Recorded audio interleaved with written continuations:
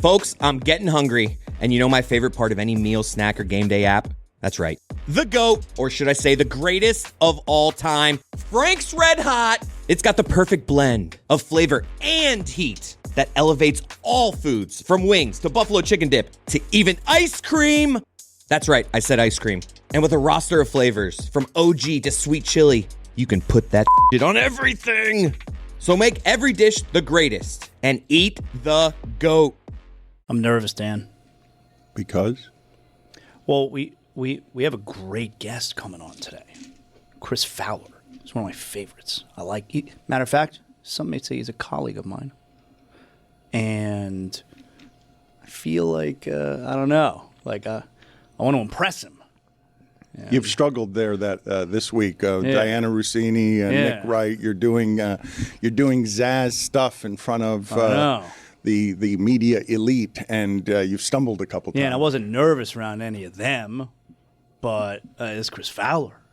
I don't know, a lot of pressure, I feel, And so what are you worried about? Today's show is a bit crazy, right? We're ramping up until Monday, when we just throw the entire kitchen sink of Calle Ocho. Everything that has ever been in Miami is going to be thrown at Monday. But today we're warming up for that by just basically calling everyone we know for predictions. So at any point during the show, somebody can stop by, and it's just going to be, who you got? Indiana, Miami. If they say the wrong thing, we'll immediately get rid of them. If they say the correct thing, we'll talk to them for a long time. And you're worried, what, that this is going to happen during Chris Fowler? Yes. And he won't think that that's, worth his time, He's a busy guy.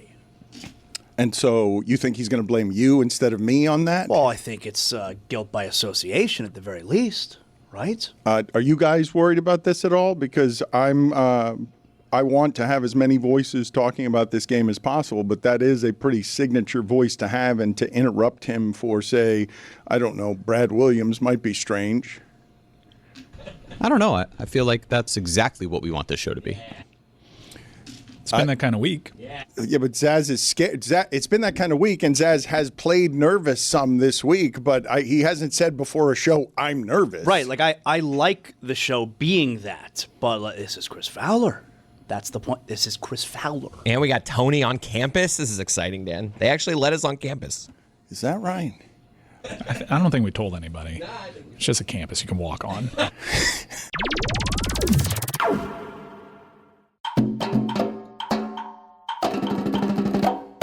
Oye, Pablito, what's good, bro? Oye, de la pila, mi gente. How Cuban are you, okay? Billy Corbin. If I know anything, I know you're not Cuban. De pingao. It's Brobdingnagian. Correcta. It's hard to learn in South Florida about Cuban things when you live in Broward. It's Brobdingnagian. Name a single flaw. He's a dork. ¿Qué ponen ahí en ese aluminum tin? Aquí vamos a ver de verdad quién es el cubano arrepentido.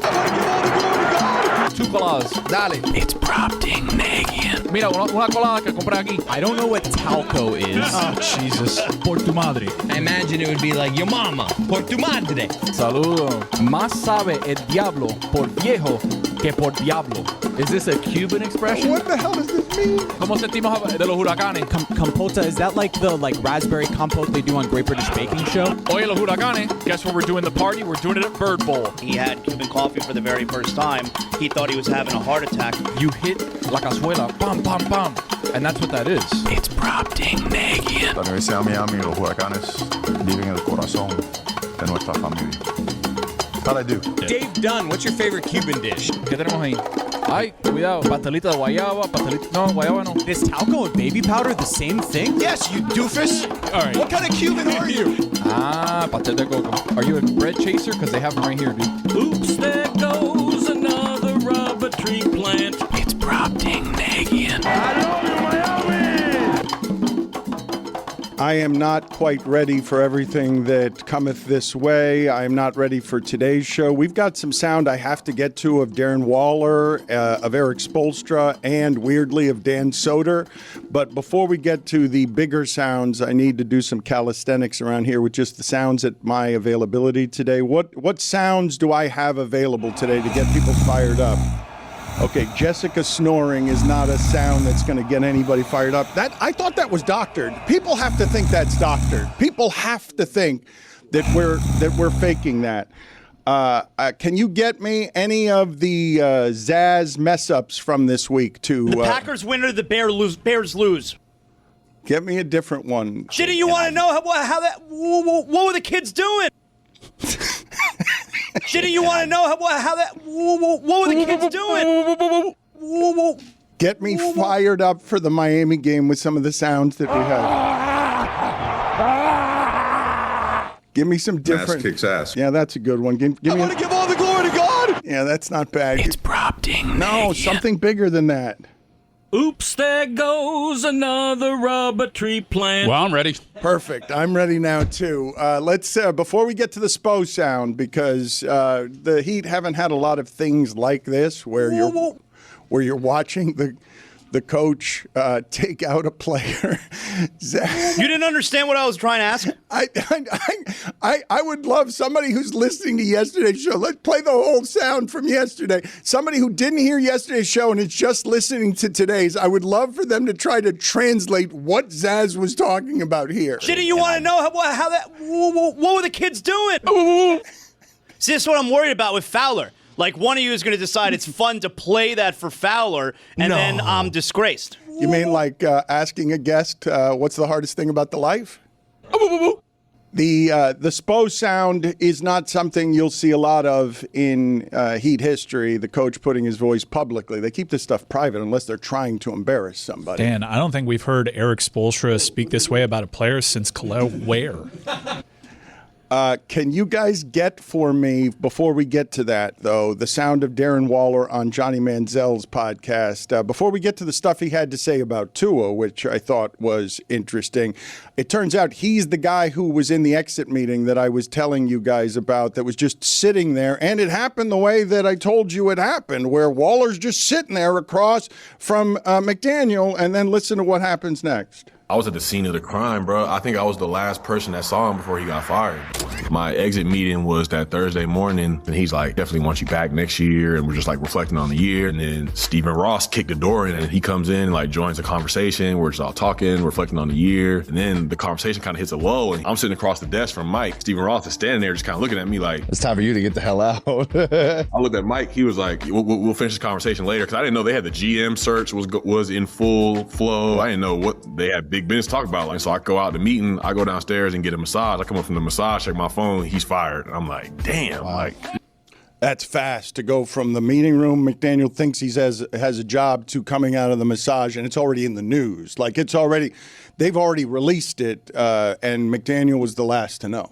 I would have to be of the opinion that, certainly it's sloppy the way Stephen Ross handled it.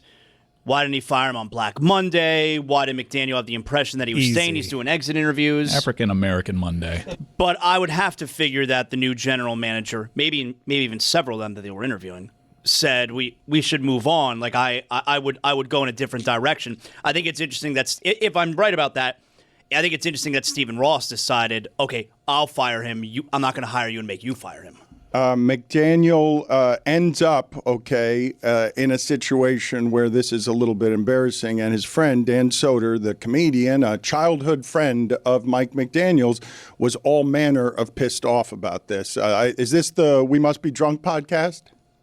Well, he'll get a gig, right? Somewhere else? Absolutely. In fact, I think he's better off, because I think, and listen to me right now, I think it's a shit organization. Damn. I think it's ran by an old that stabbed Mike in the back after he told him he was going to be all right for another season, and the Dolphins. And honestly, Miami as a comedy town. When having a friend that's an NFL coach, you listen more when people talk about your friend. And Troy Aikman shits on McDaniel in a way that I'm like, he doesn't like Mike. Whoa. And me and my friend Chad, who grew up with Mike, were like, Chad was the first one I was like, I bet Aikman had something to do with it. And then I was just like, Troy Aikman looking like white Jay-Z, quarterback that was falling off. Tua stinks.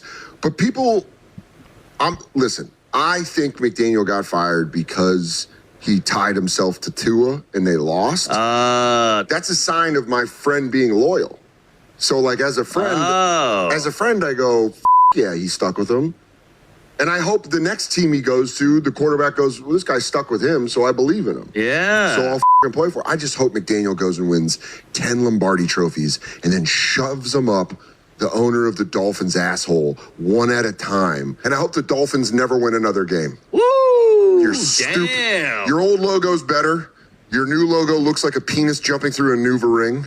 Hey. Your fans don't know ball.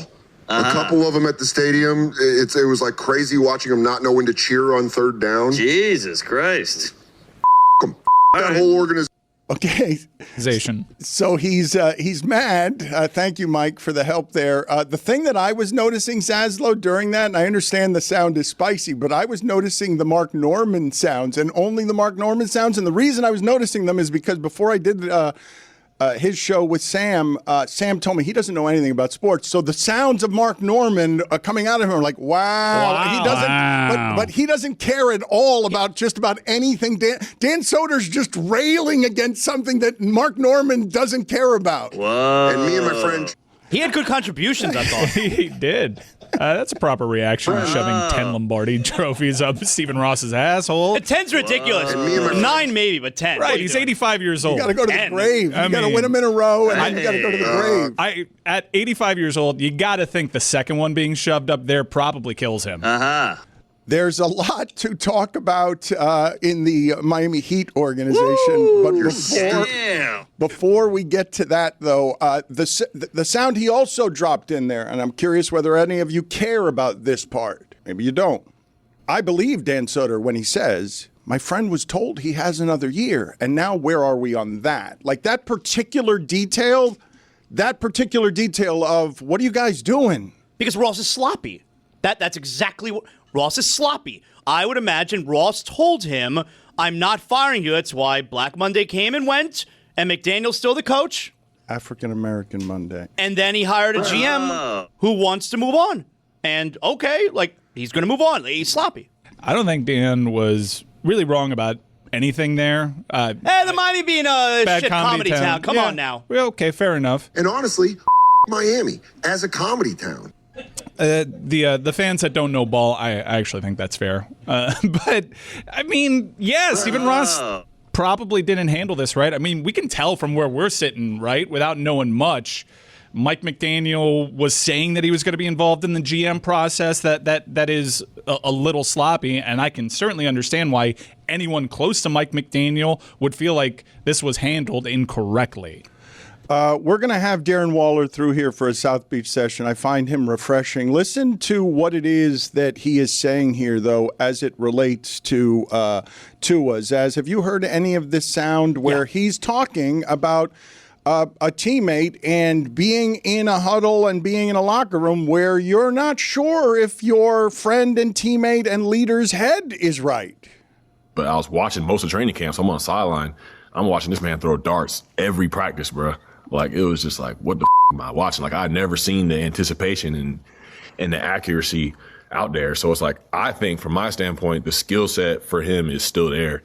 Well, I think like maybe some of like the disconnect comes from like seeing it translate. I think there might be like there could be some like trauma still stored like in his body from like what he's gone through, like with the head injuries and stuff. Because there's a book called The Body Keeps the Score, which is like the #1 book about like trauma. And they talk about how trauma was first with like war veterans and like what they went through there. And like they'll come home and they'll see like a car sitting by itself in a grocery store parking lot, but they're in their body and their brain will tell them like that car has an explosive in it when it's just like a car sitting at Publix or something. And so I think like I can notice him like trying to make things happen like in the game, like he's trying to pull the trigger, but it's almost like his body and like his system won't allow him to do it. Yeah, you know what I'm saying? So I feel like if there's a way for him to find some healing in that regard, I think the skill set is definitely still there, like you said. Can you imagine, as we diagnose this very poorly while watching, just imagining dropping back in traffic, in the particular traffic of football, and having any kind of hitch anywhere in your body that's a short circuit on, well, I can do this over here, but now I've got post-traumatic stress disorder because the wiring in my brain's not right. You will never get that information from Tua while he's playing at a microphone. You will never get honesty about that. So any criticism of him that it doesn't have that in it is a little bit empty, I think, because all of us would short circuit if what he's describing, you're walking down the street living a life and you think every car is going to explode. And I just can't imagine playing that sport that way. You can't play that sport unless you're 100% free-flowing.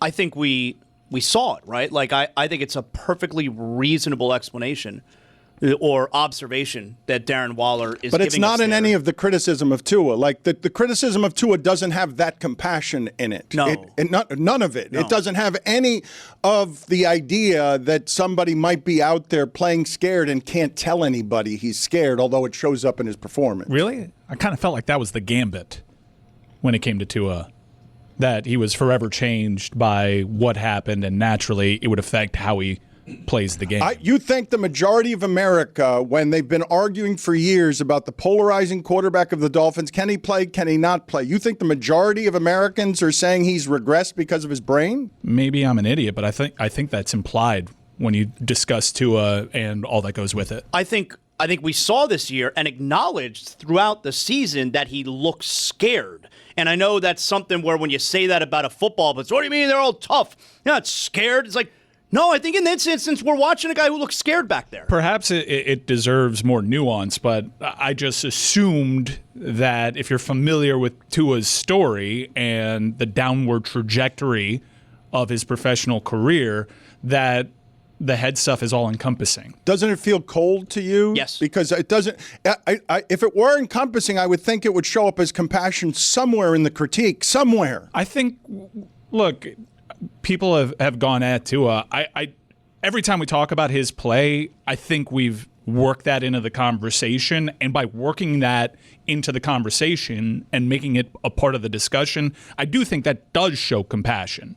Because we're not just saying, wow, this guy was a fraud. He sucks. I don't know. I mean, when I sit here telling him to get out of my city, I'm not showing very much compassion. No, I understand. And I'd probably feel a similar way if I were a Dolphin fan, right? But I don't think that we've discussed Tua lacking compassion. Maybe we could be more compassionate, but I think it's been part of the discussion, always implied and always hanging over it. I do think what's part of what has turned off the Dolphin fan, even if we can acknowledge that maybe we should show some compassion if this is what's going on, is, man, like, he has said some really weird things throughout this season, some really unlikable things throughout this season. And that part, I think, I know as a Dolphin fan, has really turned me off. I think every time we've analyzed what he's said and said this is strange behavior, we have applied the context of, he's gone through a lot in his career, health-wise. I wasn't actually talking about us. I wasn't talking about our show. I know we've talked about it plenty. I was talking about America as it regards to measuring, can this person play or not? Yeah, outside fans probably don't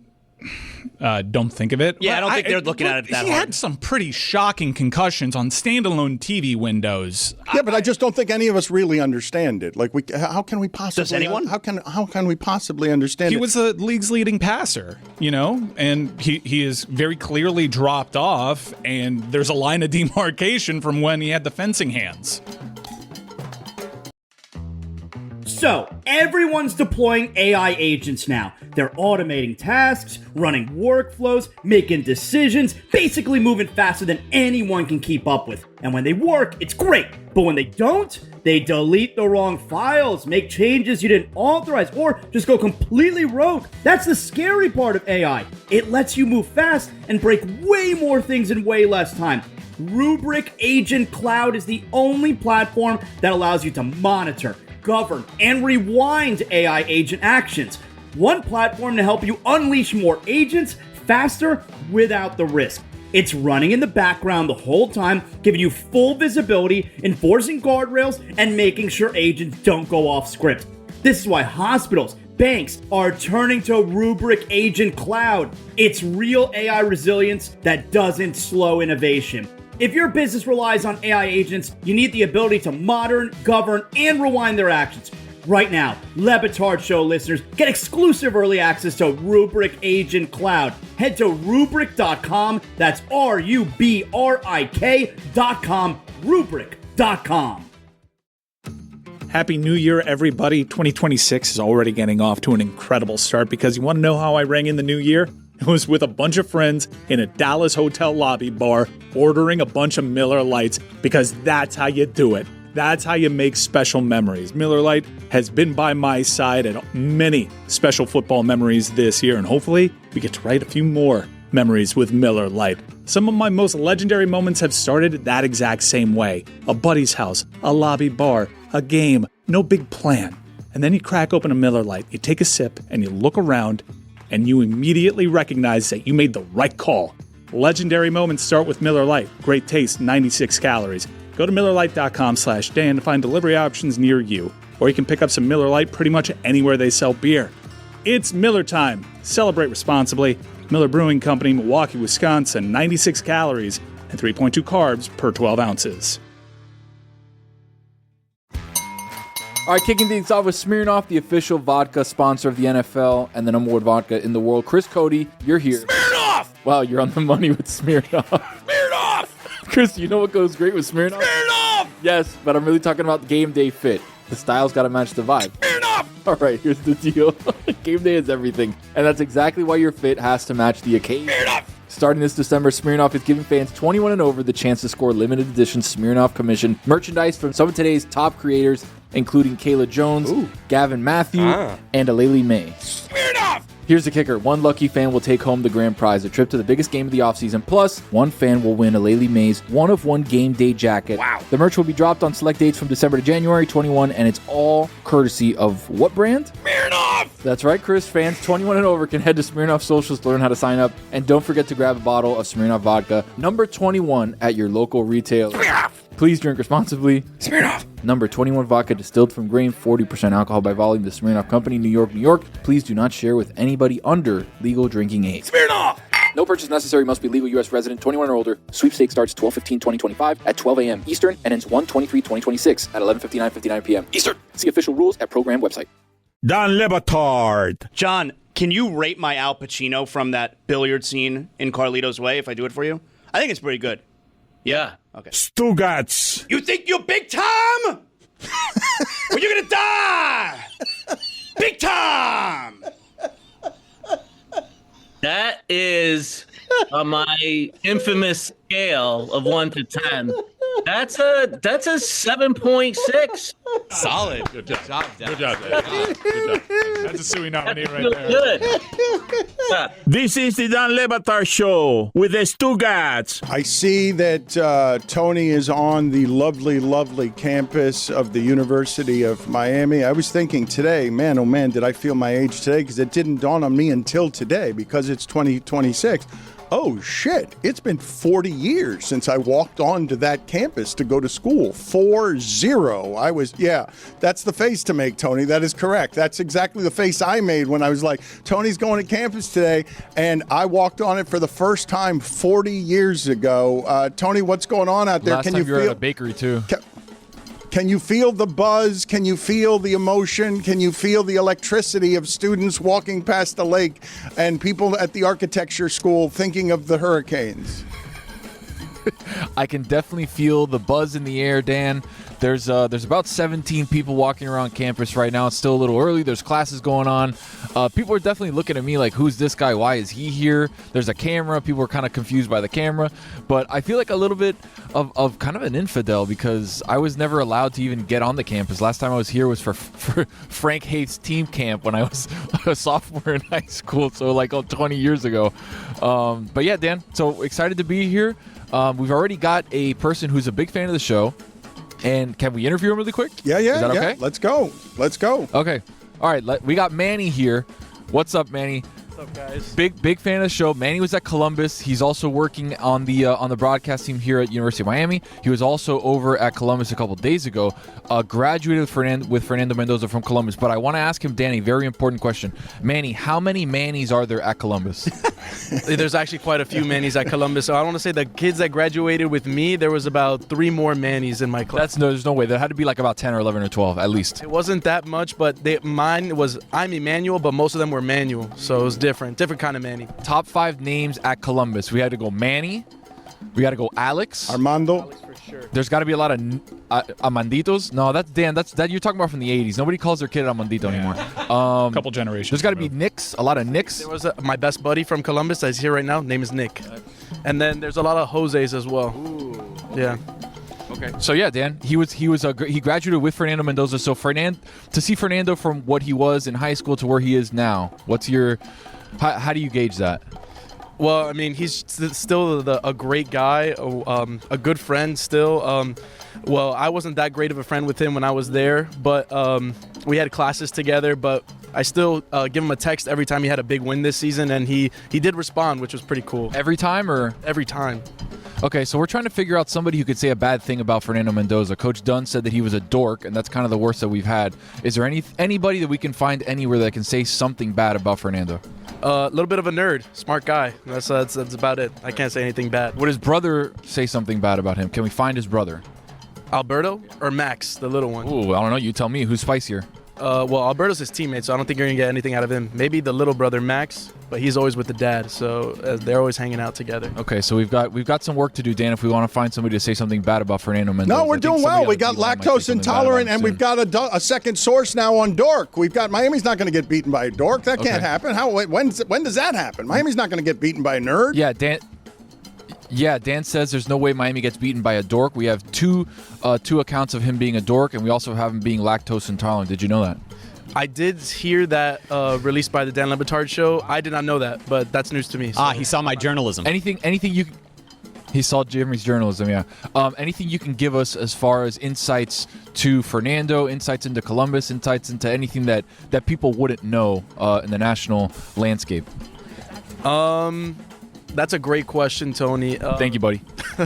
Let's end it there because he's filibustering with that's a great question. I had a great experience at Columbus. I think the athletic program has done a great job, and if everything that I just said stays true, he might be a little bit of a problem, but I think the Canes are still going to win. Because he doesn't have anything, and we're going to... touchdown. I think the spread is way too big right now. I think it's going to go down. Smart money comes in later. Greg Cody. Wow. Smart money comes in later. Greg Cody. Manny, thank you so much, buddy. Appreciate you. He's got to work at 9:30, or else he would have done another 25 minutes if that's okay with you, Dan. We lost to Craig Krenzel. Yes, that's right. With the greatest football team there's ever been. With the greatest roster that's ever been. It happens. BYU pushed us in a locker one time. Jeremy, I'm sorry. Tony, good job. Ooh, Freudian slip. Good job on the sideline reporting. Yeah, I'm sorry. What's that about? We'll come back to you later in the show. We were so close to Dan saying, Jeremy, good job for the first time. Yeah, and I think I did say it. I just didn't say it toward you. Someone clip that for me. Let's get to the other thing that I wanted to get to here because it's not something that I see very often around the Miami Heat. The Miami Heat reportedly don't have Kevin Durant because they weren't willing to separate from Khalil Ware. I assume that Ja Morant will cost at least one young player like that. I might be wrong. I don't think so. He might be so discounted that it's not even one young player like that. But I think that Heat fans would be really excited about whatever it is that Khalil Ware becomes. But he hasn't played great with Bam on the floor. He's gone to the bench since Tyler Hero has returned, and Spo doesn't like his attitude about going to the bench. So where is the sound here on Spo doing something that the Heat organization rarely does, but has now done several times in some way to Khalil Ware? It must stink, Zaz, to be in the doghouse of this coach when he protects everybody. He doesn't want anything in public, and he continues to shame only one guy on his team, and really outside of Hassan Whiteside, only one guy ever, and it's Khalil Ware. With Khalil, I know that's a lightning rod topic. He needs to get back to where he was 8 weeks ago, 7 weeks ago, where I felt and everybody in the building felt that he was stacking days, good days. He's stacking days, in the wrong direction now. He's just got to get back to that stack days, build those habits, make sure you're ready and play the minutes that you're playing to a point where it makes me want to play you more. I get it with some young players. You sometimes subconsciously play poorly to say, hey, I'll play poorly if until you play me the minutes, I think I'll deserve, then I'll play well. That's not how it works. Khalil, no. It's surprising to hear this type of sound from Spo in certain ways, right? The young players forcing him to play them is a thing he's consistent That's a common about. line. Yep. Niko Jovic dealt with it earlier in the year. He played really poorly at the beginning of the year after coming back from injury. He didn't have the energy that Spo was looking for. He rode the bench for 3 weeks before finally earning his way back in. Bam spoke after the game about guys needing to do role player things. Even the best players on the team. They lost to the Celtics last night. They get off to a big lead early and then lose late. Celtics, so many offensive rebounds in the second half. Yeah, and that was the fans' frustration is, well, Khalil Ware, you would think could be a part of fixing that. Same thing happened against Phoenix. He allows a lot of offensive rebounds when he does, and I can see how people would think, hey, he's not trying very hard there. I went back this morning and watched the 8 minutes that he was on the floor, and what you didn't see were crashing toward the rim on shots where for offensive rebounds of your own where he was out by the perimeter. What you didn't see were the box outs on the defensive end where you would look for throwing your body around. He had 5 rebounds in those 8 minutes. A couple of them did just fall to them. A couple of them were solid rebounds as a big guy.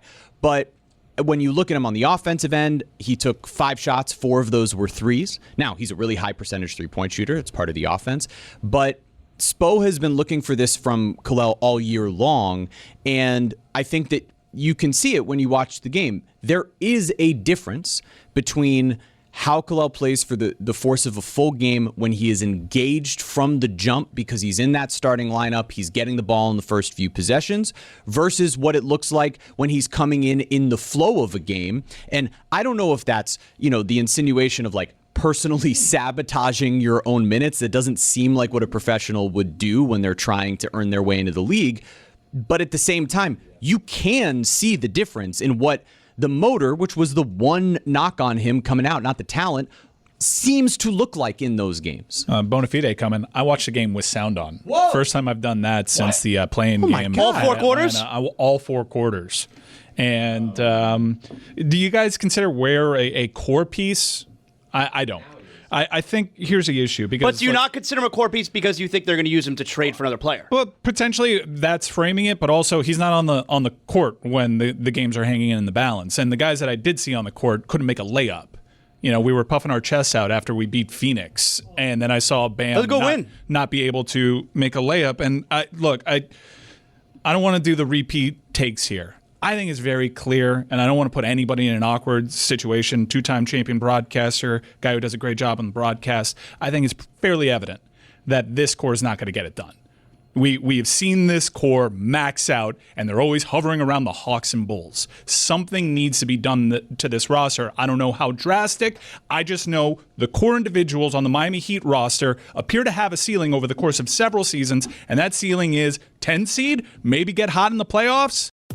Hello, listeners. You know that I live in Miami, which means my idea of quote-unquote winter is just putting on a hoodie or a cardigan and acting like I've suffered. But every time that I travel somewhere that's actually cold, I'm reminded that my wardrobe is completely and utterly unprepared. But that right there is where Quince comes in. I also realized that if I'm going to be on camera for broadcast gigs, I probably shouldn't look like I just grabbed whatever was closest to the door. Quince makes clothes that deliver premium materials, thoughtful design, and pieces that hold up season after season after season after season. And particularly with Quince, their outerwear has been the thing that's especially impressed me. Those down jackets, wool coats, Italian leather, and folks, that cashmere sweater, ridiculously soft, looks great, and somehow doesn't cost what you'd expect. Trust me, I am the only one on this show who actually dresses to impress, and Quince is what's now helping me do it. Refresh your winter wardrobe with Quince. Go to quince.com/Dan for free shipping on your order and 365-day returns. Now available in Canada too. That's QUINCE.com/Dan. Free shipping and 365-day returns. Quince.com/Dan. DraftKings Sportsbook, the #1 sportsbook for live betting, is turning up the stakes this NFL playoffs. Every Sunday, every DraftKings customer has a shot at over $2.5 million in prizes. Holy moly. Here's how it works. Open the DraftKings Sportsbook app and opt in. Place a live bet of just $1 or more on Sunday's playoff games, and every live bet gives you another chance to win. The more you bet live, the more entries you stack all Sunday long. Download the DraftKings Sportsbook app right now and use code DAN. Bet live for your share of $2.5 million in prizes with code DAN. In partnership with DraftKings, the crown is yours. Gambling problem? Call 1-800-GAMBLER. New York, call 877-8-HOPE-NY or text HOPE-NY. Connecticut, call 888-789-7777 or visit ccpg.org. On behalf of Boot Hill Casino in Kansas, wager tax pass-through may apply in Illinois. 21 and over in most states. Void in Ontario. Restrictions apply. No purchase necessary. 3 sweepstakes with separate opt-ins. Minimum odds minus 500. Prizes, either bonus bets that expire in 7 days or single-use profit boost. See official rules at dkng.co/live-millions for entry period and free method of entry. Sponsored by Crown Gaming, Inc. At Sierra, discover top workout gear at incredible prices, which might lead to another discovery. Your headphones haven't been connected this whole time. Awkward. Discover top brands at unexpectedly low prices. Sierra, let's get moving. Dan Batard. All these high-paid analysts, I don't want to mention names, TNT, ESPN, they're dead. They cannot. They're not going to make it. Even if they win if they lose in Miami. I need to calm you down. That's right. If they lose in Miami, they don't got a chance in Boston. Or they are going to have their ass, in Boston. Stugats. They were wrong. Are they going to lose their job? No. Are they going to get a cut in pay? No. What are they going to do? Keep predicting what is the obvious. They are going to say, the Nuggets are going to win. Denver, the altitude. And you know what? The Heat are going to win it all. This is the Dan Le Batard Show with the Stugats. Here's what's not up for dispute, Zaz, and it's been fairly shocking to watch, okay? Since Boston's best player was stopped by Miami's best defensive player at the rim in the bubble. What a moment. The Miami Heat have gone in one direction, and the Celtics of last night without Jason Tatum are just as good or better than Miami, and that's Miami healthy, and that's not Boston healthy because Boston doesn't have its best player. And this season at the halfway point, Boston without Jason Tatum is just as good as Miami. That gulf of separation, the things that have changed there, they were separated by a block at the rim in the bubble. And since then, what's happened is Boston's become both a champion and a champion with the architecture that looks right, that can withstand not having Jason Tatum, and Miami's in a place where a week ago you were trading Bam. Yeah, my biggest frustration, and I get it, the league is different. There are certain rules that make it more complicated, but man, it wasn't that long ago where if Pat Riley acknowledges a team that is not a championship team, he says, F this, and he blows it up. And he makes trades. It's going to happen. It's going to get blown up. How long have we been saying that, No, though, but Dan? they're going to go get it's going to go get blown up. Like, it seems obvious now that that's what's going to happen. They're 500 at another break. They're not a team. I mean, Hero missed some games, but they've been herky-jerky, and their best player, whether it's Bam, Norm Powell, Tyler Hero, Khalil Ware, whoever you think their best player is, isn't good enough to lead you to a championship. Khalil, no. That part seems obvious to me, and you guys are at a level of frustration that I haven't seen you before. Mike has been there for a while, but Zaz is usually a diehard, and Jeremy's alone on Lonely Island. I'm still a diehard. That hasn't changed. No, once you I trade am like Bam, the Lonely Island. Jeremy, Thank you. Jeremy does not want Bam traded. Jeremy, there are never trade there Bam. are not a lot of players like that who can guard everybody. Like, that's a really valuable piece. I understand that you don't want it to be your best player because it can't be your best player. I don't want Bam traded either, but I don't want him making $50 million a year more. You've already said you're trading him. Sorry, Jeremy. I'm sorry. There's a knock at the door. There's somebody knocking. Ooh, our first guest. Look at We've this. established that sound. Thank you. There is Brad Williams, and it's our first guest in a barrage of guests to predict Indiana against Miami. So, Brad, welcome to the show. Please keep it short. Keep it short? Wow. You just told a dwarf to keep it short. Wow. Really? All right. That's fun. You just told me to keep it short. Also, just a prediction. You fat shamed me earlier this week Okay, you let Andrew Santino be your Bears correspondent. You let Sam Morrill be your Knicks correspondent. You worship the ground that Shane Gillis farts on, and then I actually rep your show. I support the show. I'm a diehard, lifelong Broncos fan. They're on a historic run. You're not letting me in, and then you fat shame me. You, Dan Le Batard, fat shame me. That's insane. That's all people know about you, Dan Le Batard, is that you're fat. Watch this. Excuse me, sir. Do you know who Dan Le Batard is? Yeah, he's the fat guy. Yeah, he's the fat guy. Look at that, Dan Le Batard. I have a top 5 list of things less hypocritical than you fat shaming me. Number 5, Chris Cody fat shaming me. Number 4, Jeremy saying that joke was corny. Number 3, Mike Ryan saying you stick up for your team too much. Number 2, Greg Cody saying be more professional. And the number 1 thing less hypocritical than Dan Le Batard fat shaming me, Michael Irvin saying you have a cocaine problem.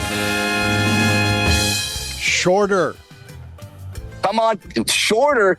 You haven't even talked about the fact that many of your show was at my show. Chris Cody, Greg Cody, Zaslow, they all came to my show in Fort Lauderdale. Killed it. While on stage, I said that Zaslow, it's ironic he has a foot fetish because he looks like a toe. And you guys never talk about this? You never bring it up? My wife was in the crowd. I had to explain that to her. The U's going to win. The U's going to win. We got our Whoa, pick. there's the prediction. The U's going to win. Yeah, but because I know that the U winning will piss off Dan Le Batard the most, and that's what I'm rooting for. What? Many are saying, yeah, that fake Cuban. Check out Brad's new podcast, Heightened Babble. What? You think it'll make me happy for the University of Miami lose? You guys, I don't understand what's happening around. Yes. Absolutely not. All right. Broncos correspondent Brad Williams on with us. Fat shaming me. I feel like we calmly explained it to you. No, because With a I lot said, of rationale. Because I said reputationally that Mario Cristobal. Let's not do this again. No. It wasn't an isolated incident. This is, a decades-long bit. Trust me, Dan, I'm here in Salt Lake City, Utah, in the Salt Lake City airport, and even they're shaming your name in these streets. You're not out here, Dan. You don't know what they're talking about. The U is back, baby. All right. Thank you. I appreciate the time, Brad. I appreciate the correspondence. I didn't feel like I fat shamed you. I just said that if they were going to throw you 7 yards on 4th and short, they might want to get someone lighter than you. That's not fat shaming? I'm not sure Bryce Young could throw. I'm just thinking it's an efficiency thing. It's not fat shaming. 5 pounds lighter means lighter than you, and that might go a little further if someone were to throw somebody on 4th and short that was 5 pounds lighter, or even a muffin lighter. Like I'm not fat shaming you. I'm just saying a lighter thing can be thrown further. Have you watched these guys work out in the gym? You think NFL players are going to be like, yeah, I would throw a human being over the line, but Brad, a little too big. You're thick and muscled. You're thick and muscled. Like I'm not saying you're fat. I didn't say you were fat. I said you were too heavy to be thrown 7 yards on 4th and 6. That's what I said. And this is supposed to be one word. We're off to a bad start. We're just supposed to have people here who come in and say Indiana or Miami and then get out of here. And it's shorter. Brad Williams, shorter. Shorter? Really, you're saying me shorter. Do you want to tell the black guy right here to lighten up? Is that what you want to do? Jesus. See you later, Brad. Thank you. We appreciate the time. Throughout the show today, Zaslow's worried about this because Fowler's going to be here in a little bit. And I don't think they can be longer than that. No, they can't. See, this is what I'm worried about, though, as it relates to Fowler, that we're going to have 20 minutes of Fowler's time and somebody's going to come in and do that. I got a top 5 list. I want to do this. Ooh, someone else is here. What? Is that Jason Benetti? What the hell is Jason Benetti doing? Jason Benetti, I suspect that it'd be good to talk to Jason Benetti about Kyle Tucker and the fact that Kyle Tucker, I think Jason Benetti was talking to Lewis back there, the fact that Kyle Tucker, now Zaslow, you've got the Dodgers, $60 million a year. The Dodgers get Kyle Tucker. That came out of nowhere for me. I thought somebody else was going to get him. You're setting Benetti up to say more than one word. So Jason Benetti, who you got? UM. The number one song in America in 1950 was Goodnight Irene. The number one song in America in 1979 was My Sharona by the Knack. We made it all the way from Goodnight Irene to My Sharona in music, and Indiana in that span had 3 seasons with more than 5 wins. You have to root for Indiana a little bit, right? Probably. I mean, think of all the music in between. I need one word from these people. Get out of here, Benetti. I need one word. What don't these people understand? Was that his prediction, though? Or just who he's rooting for? That's an Indiana prediction. I mean, it's definitely not a Miami prediction. So we're split, He said, 1-1. he said you have to root for Indiana. He said you're obligated to root for Indiana. He also loves Fernando Mendoza. You guys agree, right, that nothing in sports around here has felt quite this alone since the Heat gathered as LeBron, Chris Bosh, and Dwayne Wade, right? Like where the nation is rooting for something else. The hockey world at large did not want to see the cup go to Sunrise, Florida. We were up 3-0. We got to that game 7. Find me someone who is still rooting for the Panthers. Yeah, in that insular hockey world, no one wanted to see it, and they certainly didn't want to see it a second time. I do understand that in the insular hockey world, but what about the rest of the world? Because I do believe, like, Miami doesn't get to be Cinderella here as the 8.5-point dog. Like they are, though. Which is crazy. They're a 10 seed, a 2-loss 10 seed. They're Cinderella. Happy New Year, everybody. 2026 is already getting off to an incredible start because you want to know how I rang in the new year?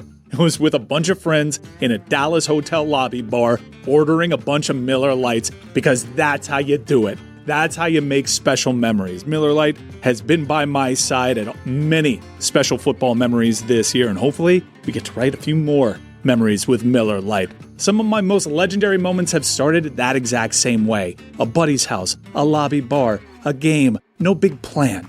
And then you crack open a Miller Lite, you take a sip, and you look around, and you immediately recognize that you made the right call. Legendary moments start with Miller Lite. Great taste, 96 calories. Go to MillerLite.com/Dan to find delivery options near you. Or you can pick up some Miller Lite pretty much anywhere they sell beer. It's Miller time. Celebrate responsibly. Miller Brewing Company, Milwaukee, Wisconsin, 96 calories and 3.2 carbs per 12 ounces.